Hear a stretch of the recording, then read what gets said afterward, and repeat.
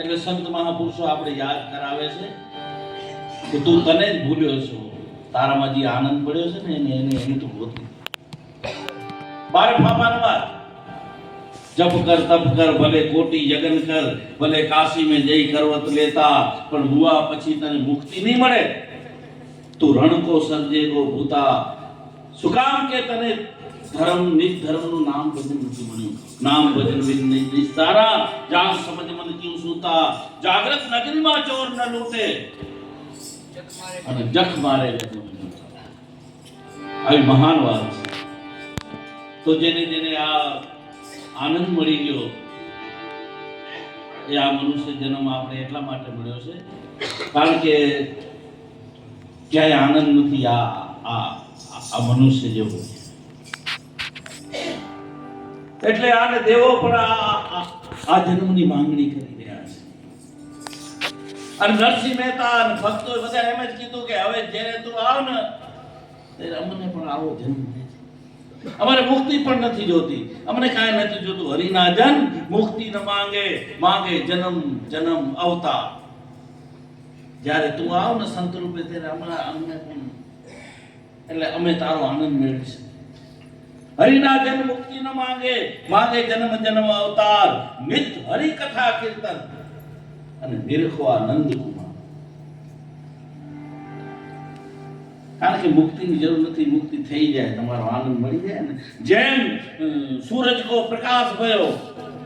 પછી દીપક જ્યોત જલે કે ન જલે કોઈ ફરક નથી પડતો સવારના સૂરજ ઉગે પછી તમે દીવડા હળગાવો કે લાઈટો હળગાવો કોઈ ફરક ન પડતો એ આપોઆપ અંધારું નીકળી જાય એ અંધારું કાઢવા માટે કાંઈ પ્રક્રિયા ન હોય પહેલાના એક ગામમાં એવો એક રિવાજ હતો ને કે અંધારું થાય ને એટલે બધા લાકડી ધોકા લઈને નીકળે કાં તો કે અંધારાને કાઢો છે આખી રાત હેરાન થાય કારણ કે એને ખબર નથી એ સમયમાં એમાં એક કોઈ જ્ઞાની પુરુષની દીકરી એ ગામમાં ભવારું થઈને આવી જેને ખબર હતી સૂરજની ચંદ્રની આ બધું ઉગે છે ને અંધારું કેમ જાય આ દીકરી આવી એટલે પહેલી રાતે જ બધાએ કીધું ભાઈ હવે લઈ લો લાકડી ધોકા દીકરી વિચાર કરે શું છે તો કે આપણે અંધારાને કાઢવાનો ધોકાથી નથી નીકળતો બહુ ભારે છે આખી રાત કેટલી મહેનત કરતી કઈ સવારના નીકળશે હા હા કારણ કે આમને જ્ઞાન નથી અંધારું કેમ નીકળે દીકરી કે હું એક સેકન્ડમાં કાઢી દઉં દીકરી જાય માટીનો કોળિયો બનાવ્યો રૂની બટ કરી અને અંદર ઘી નાખ્યું અને ચિનગારી દીધી એટલે પ્રકાશ થઈ ગયો અંધારું નીકળી ગયું હવે સુઈ જાઓ સવારના સૂરજ ઉગશે આખું પૃથ્વીનું પણ અંધારું નીકળી એમ આપણે ખબર નથી એટલે આપણે અજ્ઞાનના વિચારો કાઢવા માટે કઈક મહેનત કરી જગત આટલી મહેનત કરે છે કોઈ જપ કરે કોઈ તપ કરે કોઈ નિયમ આસન વાળી ઘણા વ્રત જોગ સાધે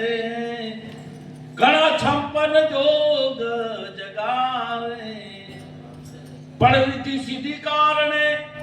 કરે છે મજૂરી એને સાહેબ સપના મનાવે રે એ નિર્ગુણ જરા લક્ષ આવે અંધારું કાઢવાની રીત પડી છે એના પાસે તો આપણે જગત પ્રયત્ન કરી જ રહી છે પણ એનો પ્રયત્ન વ્યર્થ જાય છે અને જે સદગુરુ પાસે પહોંચી ગયા જેને આત્મ જ્યોત પ્રગટ કરી લીધી આપણે બધા સદગુરુ પાસે ગયા છે અને ન ગયા હો તો જાજો એના સિવાય મેળ પડશે નહીં ખપે એટલી તમે ધર્મની ક્રિયાઓ કરશો ને પાઠ માનશો કે બારમતી પંથ કરશો કે જે કરશો એ ચોખ્ખું કહી દઉં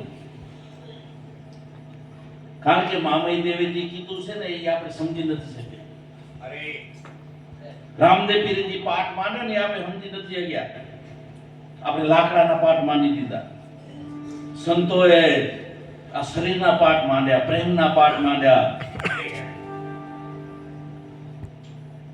હે મેં તો પ્રેમના એ પાઠ મંડાવી. અમરમાએ પ્રેમનો પાઠ માંગ્યો અને એ પાટે પધાર્યા નકળંક દેવી દાસ. જીવન ભૂલે ગયા. તો હકીકતમાં સદગુરુ સિવાય મેળ પડશે નહીં. જેના જેના આપણે ગુણ ગાઈએ છીએ બધા